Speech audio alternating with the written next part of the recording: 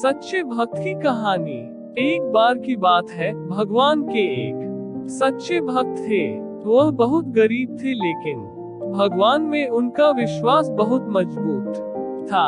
वह हर दिन मंदिर जाते थे और भगवान की पूजा करते थे।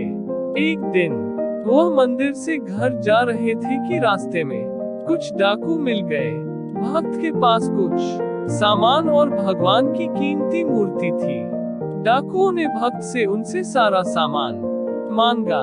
भक्त ने डाकू को अपना सामान दे दिया, लेकिन उसने भगवान की मूर्ति नहीं दी। डाकुओं के दबाव डालने पर उन्होंने कहा, मैं भगवान का भक्त हूँ, मैं अपना सामान और अपनी जान दे सकता हूँ, लेकिन मैं भगवान को नहीं छोड़ सकता। डाकू भक्त की बात सुनकर हैरान रह गए। उन्होंने कभी किसी ऐसे व्यक्ति को नहीं देखा था जो भगवान का इतना बड़ा भक्त हो। डाकू ने भक्त से कहा, मैंने अपनी जिंदगी में आपके जैसा भक्त नहीं देखा, जो भगवान को देने से अच्छा अपनी जान देना उचित समझता हो। मैं आपको कुछ पैसे दे रहा हूँ, आप इन पैसों से अपना जीवन अच्छे से जी सकते हो। भक्त ने डाकू के पैसे लेने से मना कर दिया।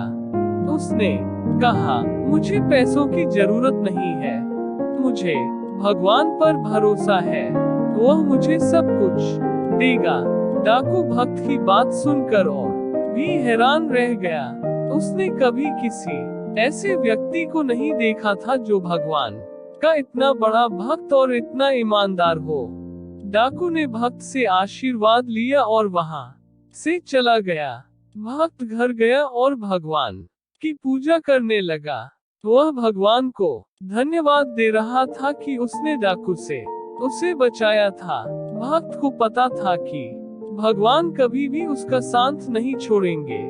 भक्त भगवान की कृपा और अपनी मेहनत से एक दिन बड़ा आदमी बन गया। शिक्षा। सच्चे भक्त की कहानी से हमें शिक्षा मिलती है कि हमें हमेशा भगवान पर भरोसा रखना चाहिए। चाहे कितनी भी मुश्किलें आ जाएं, हमें कभी भी भगवान पर भरोसा नहीं छोड़ना चाहिए।